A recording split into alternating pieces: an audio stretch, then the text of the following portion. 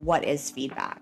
Right, because it can be so many things, like feedback on a review for a job, feedback on a test,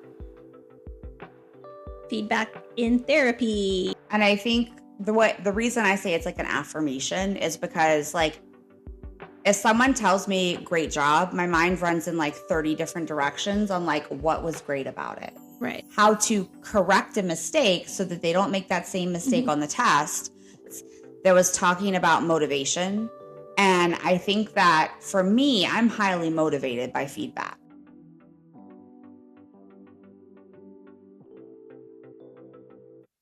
Hi, and welcome to our fourth episode of Learning Out Loud. I am Dr. Brandi Robinson, the owner and founder of Learner Journey Labs. And I'm Sarah, who I really need to learn my real title, but basically everything I do boils down to being the Brandi Whisperer and Chaos Coordinator here at Learner Journey Labs. And on today's episode, we're going to talk about all things related to feedback. And so I think maybe a helpful first place to start with is defining like what is feedback. Right, because it can be so many things, like feedback on a review for a job, feedback on a test, feedback in therapy, all the things. I'm trying to come up with more. So, yeah. I think for me, feedback is an affirmation that you did something right and like why it was right. Or feedback is a correction that gets you on the right path. Makes sense. And I think the reason I say it's like an affirmation is because, like, if someone tells me great job, my mind runs in like 30 different directions on like what was great about it. Right. Like I feel the need to like quantify it or to understand like, okay, that was great. And I'm probably going to ask you 30 follow-up questions because I'm trying to like suss out like what was it about what I did that made it great. Because you might not realize what you did that was so great. Exactly. So that's why I think it's not just like an affirmation, which a lot of time in course design, feedback will be like, correct. And I'm like, what's correct? Right. Like, which could work for a recall question, but how many times are you assessed in a course at recall? Right. And I think like the correction comes from, again, that like psychologically safe failure concept that we discussed previously is if we're allowing people safe spaces to fail, we also have to equip them to get on the right track so that they can divert and get it right the next time. Makes sense. And I think for me, I did a video for our YouTube shorts that was talking about motivation. And I think that for me, I'm highly motivated by feedback.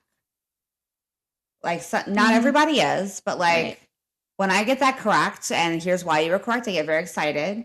Or like in real life, if I get great feedback, if I get a good comment, if I get some thought, like I feel pretty great about it.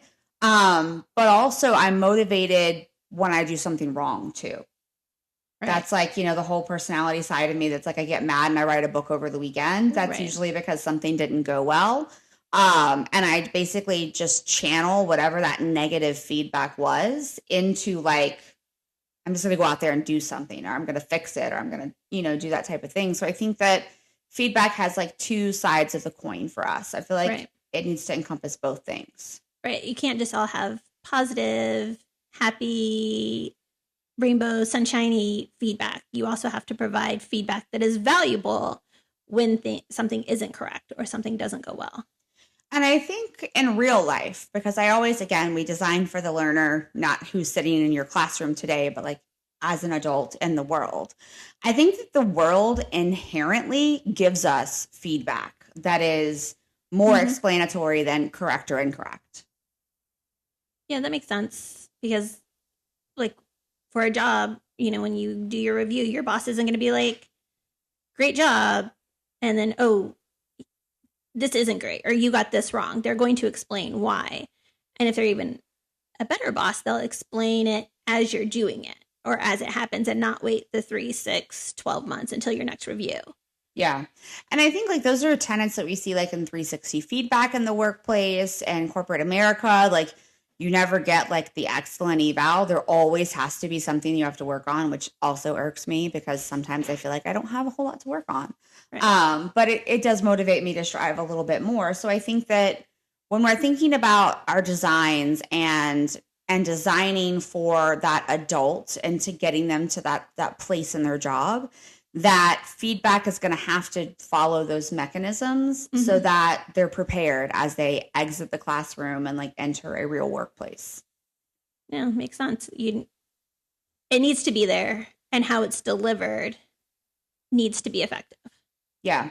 And so I think this kind of brings up the interesting point because right now there is a definite struggle with feedback and being able to just give it, period, because our classroom sizes are increasing, whether you're in K 12 or whether you're in higher ed. Both of our classrooms are exploding at the seams with students, which makes it really, really hard to give like good quality feedback, at least as often as we would like to. And so I think that like that's a challenge. I also feel like another challenge is sometimes when you're grading too many assignments, like you run out of things to say. Right. There's only so many ways you can say the same thing over and over again. Right. So like when I grade discussion boards, I am not a very pro discussion board faculty member in a lot of ways because we're expected to respond to students and in that response give feedback. And then we're expected to grade the student on the same thing. And in that grading, also give feedback. And then you also have the student that put 3 words. And I'm like,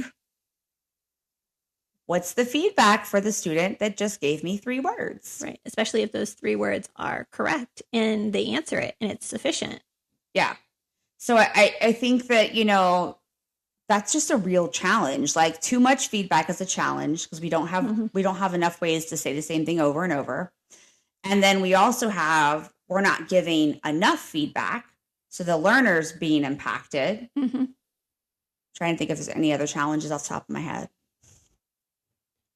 And I think a lot of it boils down to time because not only are the classroom is full, a lot of them are now coaching and things because let's be honest, nobody goes into teaching to become rich. Yeah, it's true.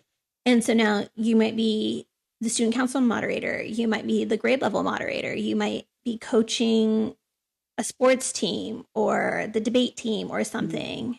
And then they have to go home to their own families. And I feel like I'm never home. And so then when I get home, you know, because Brandon has golf for this or that and the other. And so when I get home, I just want to do nothing. Yeah. No, I think that is a super valid other challenge is just work-life balance. And most of us who are in education, like we're super passionate about what we do. Because like you said, we don't do it to be rich. But at the same time, like we have to balance our work and our life and we can't forget everything else in between. Right. I also think that sometimes people are just not good at writing feedback. Like you could be a great educator, and I think you might really, really struggle with feedback. I think I'm one of those. Really? Yeah. How so? Because when I tell you great job, I mean great job. Like I'm incredibly positive, incredibly perky, but like I don't feel the need to go over and be too flowery. Like I feel like that can come off really insincere. So when I tell you good job, I mean good job. And or if I say, oh, I like how you solved this problem, or I like your explanation, like that's where I kind of just drop it because partly too, I think I don't like to read long feedback. Like I just want the 1 sentence blurb. Like if it's a job and it's a review, 1 sentence, or even, you know, like our credit score. Technically still something that you get feedback on. Like, I just want to know, okay, how can I make it better? Or, you know, why did it go up? Why did it go down? The end. That's super interesting because, and I wonder if it has, like, I'm so verbose. Like, I send an email, and unless it's one of my chaotic emails, you're getting like half of my thought because I'm busy doing 5 other things at one time, typically. Yeah. But like, if I'm actually like writing down like an evaluation of something, I'm very wordy. And it's because like part of my brain is like, these are all the different things that I was thinking about when I did this. So I feel the need to give you feedback on all of it. Mm-hmm. So I find a lot of times my feedback at times, if it's unfiltered, can be super overwhelming to people. Right. And I think I'm one of those people that get very overwhelmed by super long explanations or super long feedback. So I want it to be concise. So therefore, I give it concise. Or I'm also the person that runs out of how to say it. I'm now questioning how many emails Sarah has shortened for me over the past few years. I plead the fifth. But all of these feedback challenges are really real. And so here at Learner Journey Labs, we do have guidelines for feedback when we design learning experiences. And part of that is exactly what we've been talking about. So we do have an affirmation. So it'll say like correct, or it'll say, and we don't say incorrect, because sometimes I feel like that when someone says incorrect, I just see like a big red buzzer going like, you know, and it's like, because it goes back to all like those game shows, like what Family Feud, and they'd have like the big red, yeah. And nobody wants that. Yeah, like the minute I read incorrect, that's what I read. So like our convention is very much, we say like not quite. Mm-hmm. Because a lot of times we're validating that like you weren't quite there.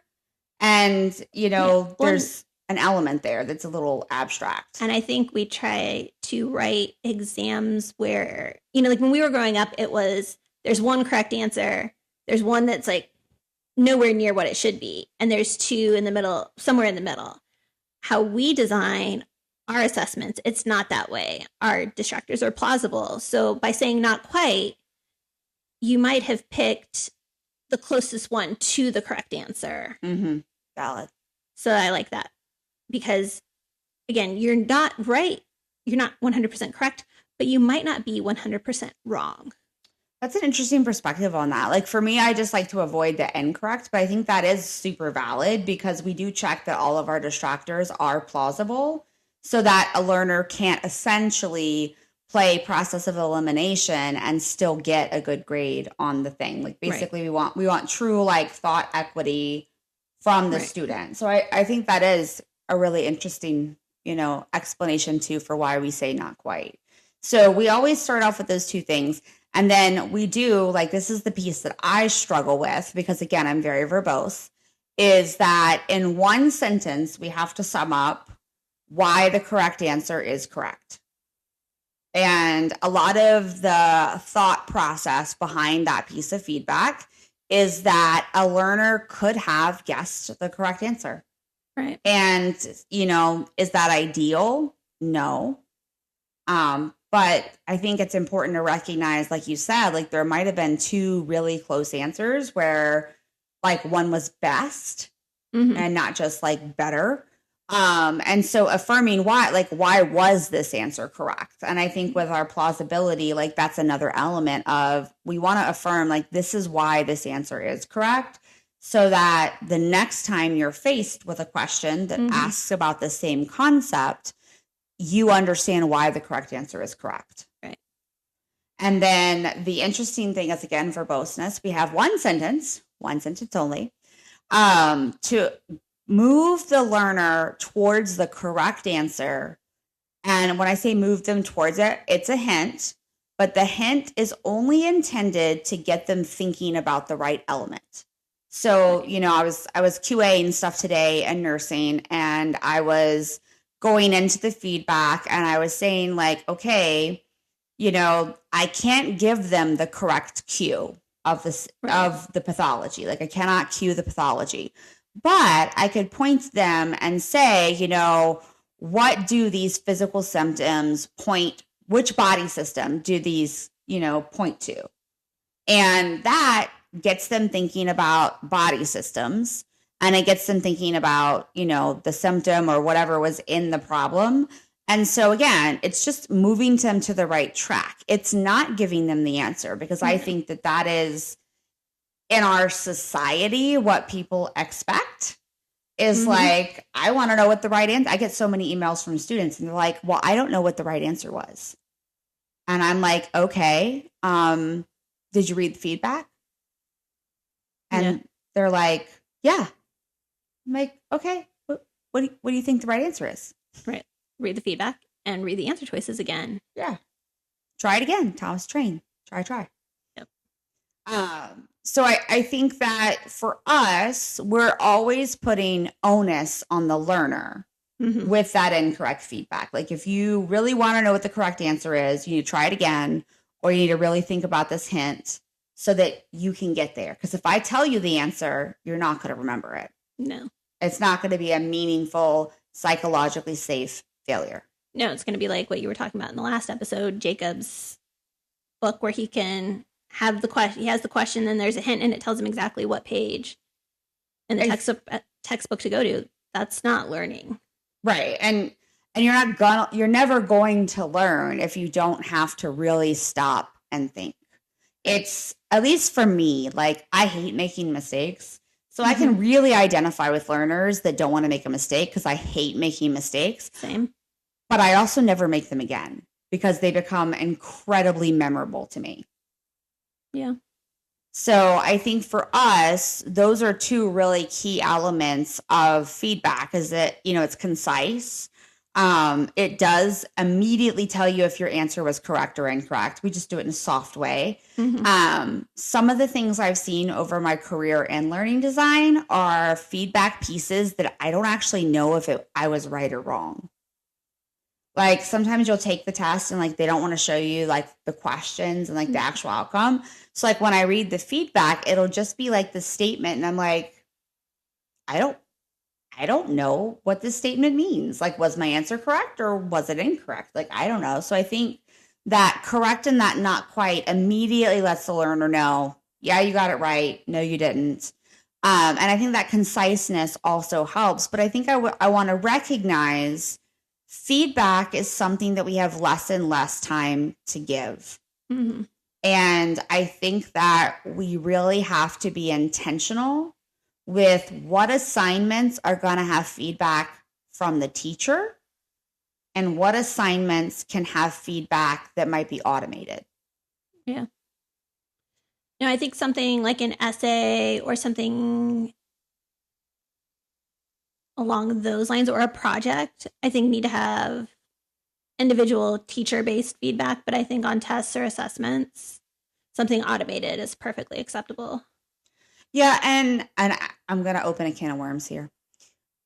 Uh-oh.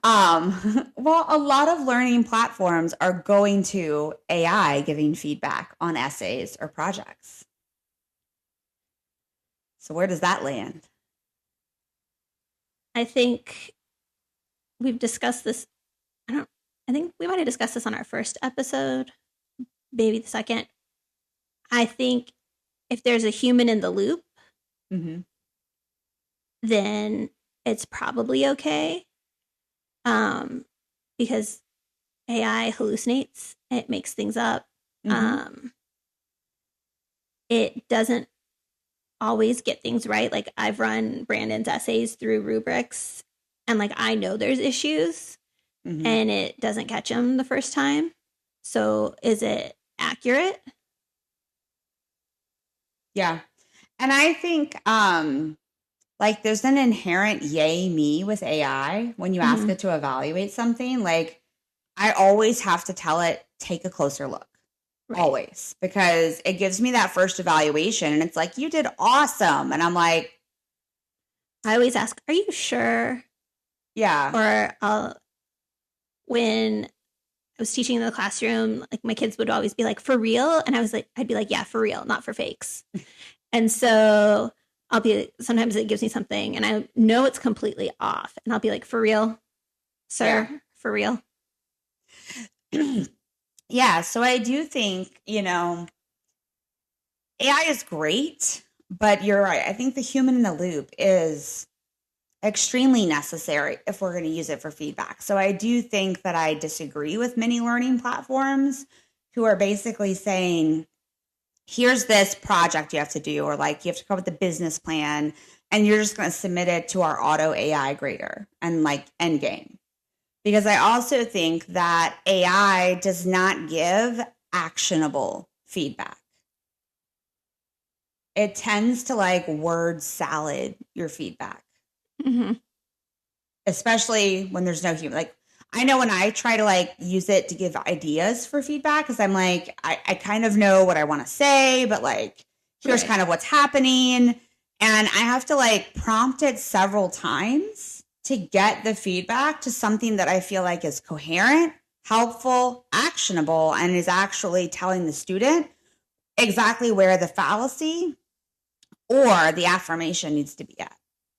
Yeah, I think sometimes when you ask it to write things, just in general, not feedback or anything, it wants to use all of the big words and as many of them as possible Yeah. to where you get the word salad. And that's not helpful feedback for anyone. No, that's a great point too, because it does.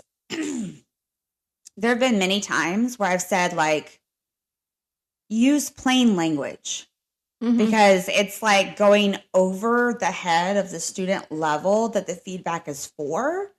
And I'm just looking at it going, I don't even know what you're talking about. So the student is definitely not going to know what you're talking about. So I do think that while we're having this big challenge with feedback, the answer is not what so many people are putting out there. And that's just like, oh, just have an AI auto grade it. It'll give tailored feedback to the student. And when there's not a human there, we really don't know. And then what if it hallucinates on student A's project, but not on student B's project? So now we have like a situation where we have bias that's being introduced and we have things that aren't always correct happening. Yeah. I think bias is very possible with it, just with how inaccurate it can be at times. And that could be the difference between an A and a B, or a B and a C. Yeah. And so for me, I think the way that we handle feedback here at Learner Journey Labs is that we build feedback as a journey, but we also ensure that an expert, even if it's our automated feedback. So basically, if we have a text page or we have a video or a simple learning asset, there are assessments built into it, because we want to assess the thinking that is going to be showing up on whatever the high stakes test is. If it's an exam, if it's a project, we're wanting to simulate that even just in those small learning assets. But when we do that, we always have faculty read the feedback. And we've done the best that we can as non-experts in the field, but as learning people, to kind of put us in the shoes of the learner. And the expert always reads over it. A lot of times they clarify things. There might be connections that we didn't make that they feel need to be made. But for us, those automated feedback points are pretty frequent in the course. Right. Like one module for us has anywhere from 40 to 70 informal checks that are interactive that students can use that give them solid feedback. Like, you just read, I don't know, 3 paragraphs, and let's see if you understood what you read. Do the interactive. You just watched 3 minutes of a video on how to analyze this concept. Answer a quick question. And all of those have feedback that is vetted by someone who's been in the classroom and not just an expert, because that classroom person really understands how to teach. Right. And an expert may or may not really understand how to teach. Right. Like we've been heavily in nursing, and there are nurses who have turned into educators, but some of them have even admitted that their nursing education courses are completely different than like what you and I went through to become a teacher. Yeah. Yeah. And so it's been this interesting collaboration between us to really get good feedback in the course, because we want students to have a safe space to fail. We want them to know why something's correct. We want students to spend time thinking about how to correct a mistake so that they don't make that same mistake on the test. But we also will step back and say, this is the perfect place for there to be a project. Right. And, you know, in this project, that's where we need the faculty to lean in. And we really need the faculty to give good in quality feedback, especially as we look to like, as we're designing clinicals coming up and as we're talking to simulation, like those are not spaces you can automate feedback to. I don't feel No. like. I guess in a simulation, yeah, I think you can, but it would need to be heavily vetted by an expert. Yeah. And I think that sometimes, you know, especially in the tech world that we live in, the answer is always, well, we can just automate it. We can use AI. We can use this to quality check something. And the work that I do with the AI lab, what's actually interesting is they sometimes will use AI to quality check humans. And Interesting. a lot of what I do is on the quality side of things. And so I'll get these massive reports and I'm like going through them and I'm like, this doesn't match what's here. Like, what? And it's just because the AI hallucinates or somebody didn't give it a very clear criteria. Like AI is a machine at the end of the day. Right. It So doesn't think. it doesn't, yeah, it doesn't think, it can't pivot. So I get these huge reports and it makes me even more cognizant because I'm quality checking for a job, but it makes me even more cognizant that AI as a checkpoint is not beneficial because I'm the human going behind it as the human in the loop. And I'm like, nope, nope, nope, nope. Like these are wrong. Some of them, great catches. But the answer in education cannot be that, you know, work-life balance is bad because the teacher's grading too much, or I need to add 10 more students to the class size for the finances. And so the answer can't be like, oh, we can just integrate some AI. Like, let's just call, I'm going to pick on a magic school because magic school is one that's often talked a lot about in the K-12 space, and they're kind of trying to push in the higher ed. And like, AI is still AI at the end of the day. Like it's not meant to evaluate human quality and give feedback because it can't think. And if it can't think, it can't understand how to make someone else think. Right.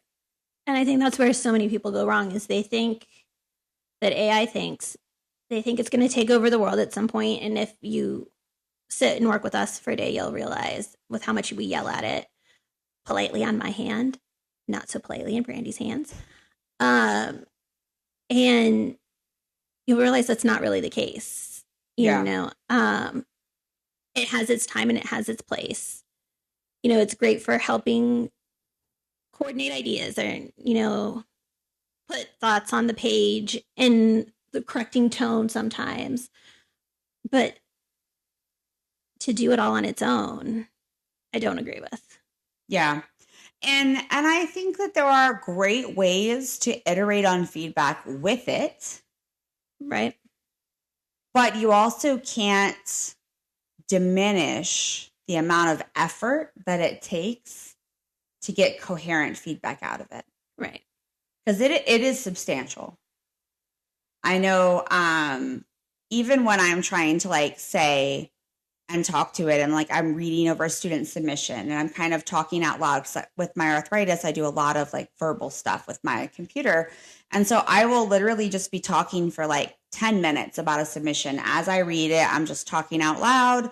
And then I'll be like, okay, organize those thoughts into something cohesive. And it never comes out right the first time. Right. Like I have to be like, okay, I like what you did with this, but like this doesn't make sense. Or this needs to come before this piece. Or so I think it is faster, although sometimes I question like, was it really faster? Valid. But I know that it does force me to critically look at it and see if I'm explaining it. Like I think to some degree it's kind of like an intrinsic chaos coordinator for me with my feedback because it really makes me like analyze like what do I want to change here, change there. And so when people tell me the answer to like students not getting enough feedback is just AI, I'm like, no. Well, and you going through the process, it probably provides the student with much better feedback in the end. I do think so. I do think that as I'm massaging the feedback, I'm putting myself into the mind of the student and I'm like, I like this, but I don't like that. Or like how what's a better way to say this? And like I will iterate with it and I'll say like, what is a better way to convey like this portion of it? So I do think the feedback is better, but I think for administrators and learning designers, I think they really have to understand that there is a time cost Mm-hmm. and that that's not the answer to like everyone's financial problems of like, we don't have enough teachers, so we're just going to have AI do it. Right. And two, I mean, you also go into the ethical part of AI when loading student submissions in and things like that, or like the bias, because it does hallucinate. So, if you have two kids who are vying for valedictorian and it hallucinates on student A, but not on student B, and the work is of similar quality and caliber, that how ethical is that? Yeah, I think it's a huge ethics problem, especially. I mean, there are things like privacy. There's like a gated versus a non-gated system, but I think for me, the key thing with feedback is that AI is a way of iterating. Mm-hmm. I will say that it does make me better because it does question me at times, and I will even ask it and say like, what is unclear? Right. So it's a good iterator, but it is not the golden solution that people would like for it to be. Correct. Yeah. I also think that, so the balance that we have to strike is how do we give feedback enough to correct people's thinking? And how do we allow space for the expert teacher to give the feedback? And I think that that's something we've done really well with making a clear line of like, we have interactives that are ungraded that have one type of feedback. We have graded questions at the end of a module that are mapped to the exam question. So we do ensure that there's alignment between those psychologically safe moments. And we do also build that feedback slightly differently so that it is a little more verbose than our interactive feedback. And interactives, we try to character limit it because a lot of our technology does force that. But one of the cool things that we do a lot that I wanted to talk about is our simulation work. And so one thing that we do here a lot at Learner Journey Labs is we do partner outside of nursing. Shocking, I know.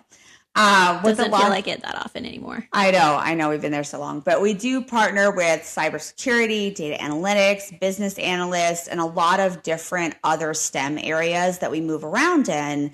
And we create basically simulations that map the human reasoning process that someone would use to accomplish a task.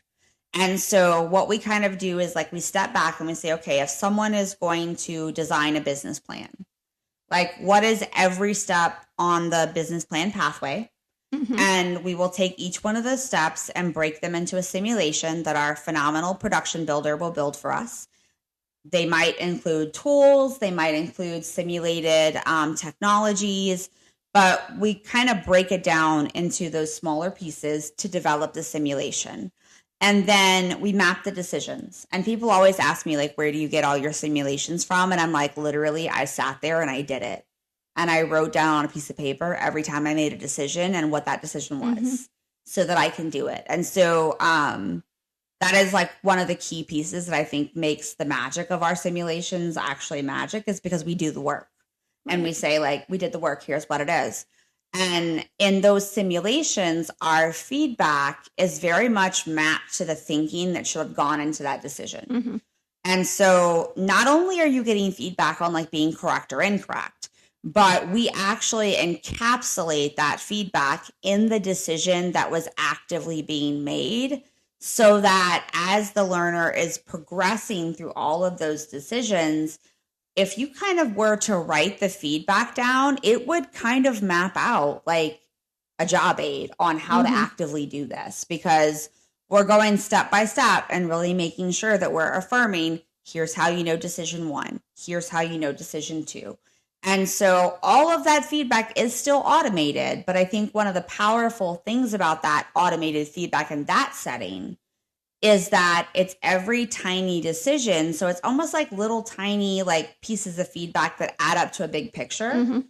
And if the learner is paying attention as they're progressing, because in our simulations, you do get feedback as you move. So you'll answer one question and you'll get feedback, and you'll answer the next one and you'll get feedback. But as they're progressing, just because you got decision one wrong doesn't mean you're going to get decision two wrong, because we're giving you that incorrect feedback to put you on the right track. Right. And we're still moving through. And I think that that is a really great opportunity to automate feedback, where a teacher would have done a project and actually looked at the project. But what is unique about our approach there is the teacher looks at the final output. And in today's world, we can't trust the final output anymore. Nope. Because I can put that in my AI tool and I can code something, I can make a spreadsheet, I can do the data analysis. So that final piece is no longer relevant. And if you're only looking at the final step of a project, you're not getting to see everything that went in behind it. So you have no idea who was involved, right? What level of original thought or thinking did the student do? And can they even replicate it? Because sometimes they can't replicate it. Right. And so I think that, when you look at our simulations and how our feedback is structured in those simulations, I think that's a very powerful way of saying, like, this might have been a project, and it was probably a huge lift for the faculty member to grade that project. Right. But here's how we can do this automated, which doesn't get rid of your faculty member. Hear me very loudly when I say that. It does not get rid of the faculty member. It instead transfers additional time for that faculty member to work with the students directly, to roll that into a bigger project, to make a more impactful space for them to give that feedback to. Because we're taking that project off the plate to allow for something else. And I think that that's a piece that also gets lost in the ed tech world, is it's like, okay, we took that off the teacher. Let's not reinvest teacher time. Let's just give them 10 more students. Right. Which is just compounding the problem in the end. Yeah, exactly. So I think that those simulations are a really good way. And I think that an interesting piece of the work, the research we're doing right now onto how AI is taking assessments, and everyone's kind of asking about, like, the integrity of an assessment. I think that we were already doing that work well before AI came out, because we were mapping human decisions and human reasoning. And I think that that's one of the reasons why not a single one of our assessments has actually been able to be done to a pass rate by an AI right now. Right. Is because we've been doing that work. Right. And it's not just, since I've done mostly in the K-12 space, it hasn't been AI doing it. It's been mom and dad doing the project. And, you could see whose parents did this. And I had to laugh this year. Brandon had to do a country for World Geo. I helped him pick the country because we had to bring a food item, and I wanted it to be easy peasy lemon squeezy for me. And his PE teacher went up to it and was like, "Oh, your mom helped you with that." And I was like, I'm offended. I was like, because my work would be way better than that, because we had to do a poster board and it was white. Well, Brandon wanted it to be blue. So he just took every single piece of blue construction paper we had and glued it. Whereas, like, I would have painted it, or I would have gone and bought a blue one. But you could definitely tell when parents helped. Yeah. Whereas, in simulations, getting away from the project where AI or a parent can help and turning it into a simulation, and you have those documented steps and the documented reasoning helps make it true to the student versus AI or parents. And I think the other thing I wanted to kind of bring up with feedback is the AI-accusation, right? So, like, this is in every LinkedIn post lately. It's like, oh, this person used AI. And I'm always like, how do you know? Right. Because, like, I love a good M dash. I'm really pissed that AI stole my M dash. Like, I will die on the hill of the fact that, like, I like M dashes because I like to indicate a pause. Mm-hmm. And so like a lot of times when people are looking at my writing, they don't always realize like the way that it's like short sentences and not paragraphs is because that's how I think. Right. So I think like in like little short sentences and like they're scrolling up rapidly, but like they're just like short thoughts. And like when there's a pause, like I just put a M dash because like I'm pausing and that's what you do when you pause. Mm-hmm. And us technical people too, like in math and science, we were taught to use M dashes in our writing. Like that was part of technical writing. And so when I see so many faculty like sending stuff back to students, making the AI accusation, and then they're like, meet with me in office hours one on one to discuss this. And I'm like, I don't have time for that. What do you No. mean meet with me? Like who wants to be the AI police? That is not a Right. fun job. Well, and how? Because how are you going to be the AI police? Because OpenAI acts different than Claude, which acts different than Grok, or what's Microsoft's Copilot. Copilot. They all act differently. So, how are you going to tell? And I think that's the crux of it is you can't. There is zero way to tell. Like detectors have been debunked in court, Mm-hmm. right? So A, nowadays if you're in higher ed, you're opening yourself up to liability the minute you make the accusation. B, for the people who want to have people in their one-on-one office hours who want to grill the student to defend their thoughts, Mm-hmm. like I would just again, y'all, if there is a way to cheat, I will think of it every time. You will. I would just turn on the microphone of the AI and just be hitting enter after the professor asks the question. And I would have my paper loaded in there so that, boom, I have the answer that I can say in a natural voice because it's been listening the whole time and I'm not even typing it. Mm-hmm. So, when you're wanting to do that, and that's extra work on the faculty, the very Well, problem we're trying to fix. right. Or even one of Brandon's classes, when they turned it in, it had the AI detector to where the student could see it. Mm. So they were discussing, I'm not sure if this child did this or not, and it wasn't my child. But they redid parts of the paper and kept turning it in and watching it go down because they figured out what was triggering Mm-hmm. the Yeah. AI detector and they were able to manipulate it. Yeah. So again, there's ways to get around it. Oh, yeah. And like guarantee you that child who is using AI has found a way around it. Right. Like you're catching the child who was sick last week and just, couldn't get the time to get the paper done. You're not catching the kid I will tell you now, the kid who was actually cheating, that kid Mm-hmm. would have been me and you would not figure out that I was cheating with it. No. Like I would have loaded a whole bank of just me talking constantly and been like, make this match my syntax, tone, and formatting. Done. Right. Like there are so many ways to get around that, and it doesn't like I know at least for me on the AI detectors because I have literally done them for funsies because I think it's fun. All you have to do is vary your sentence structure. Right. So it's literally just like here's a compound sentence, here's a clause, here's this, and like it's very simple to get around those detectors. And so when you're giving feedback to students and you're making the accusation and the feedback, you're not helping yourself any at all. No. And so what I would like to say, like kind of as our closing thought here, is that what if your feedback just acknowledge the lack of reasoning for that rubric criteria? Mm-hmm. And what if you just gave the student critical thinking questions to help them revise it? Right. Because if I put those critical thinking questions into an AI to fix my work, it's not going to be able to do it in most cases if you've written a really good question. So what I will do is I work at an AI lab. I tell my students, do not use AI because I will know. Mm-hmm. Even if you're trying to vary your sentence structure, generally I'm going to know because it looks polished on the surface. It looks great.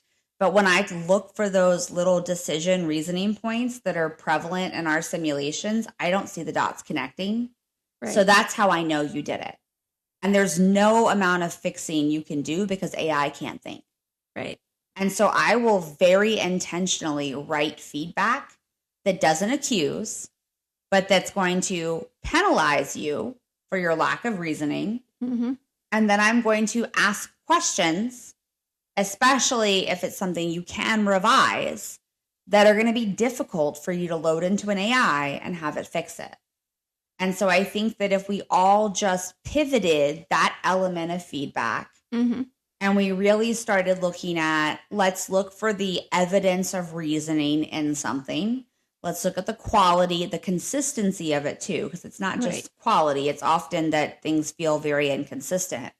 And if instead of just sending an accusation and forcing them to meet with you, if you just instead point out the flaws in the reasoning and you Mm-hmm. give those questions, they're going to learn. Hopefully, they're going to get the grade back and be like, wow, I'm not doing that again. Right. But also, hopefully, those questions will force them to really look at it. Or, maybe if they do try and put them into AI, it's going to ask follow-up questions before it fixes it. It's going Right. to yield.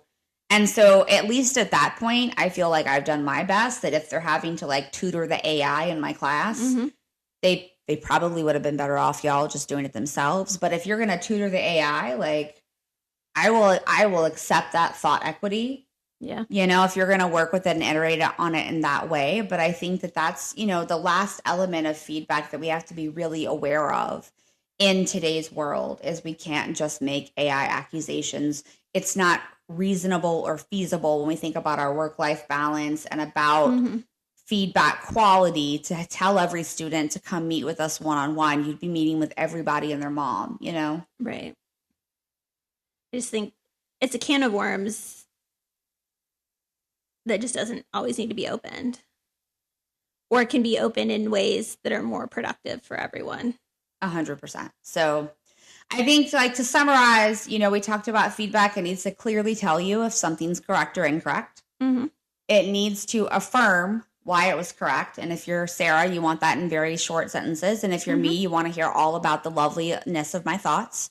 Um, if it's incorrect, we need to just get them thinking about the right thing. Right. Don't give away the answer, because if you give away the answer in today's world where everything is immediate, you're building a habit you don't want in the learner. Right.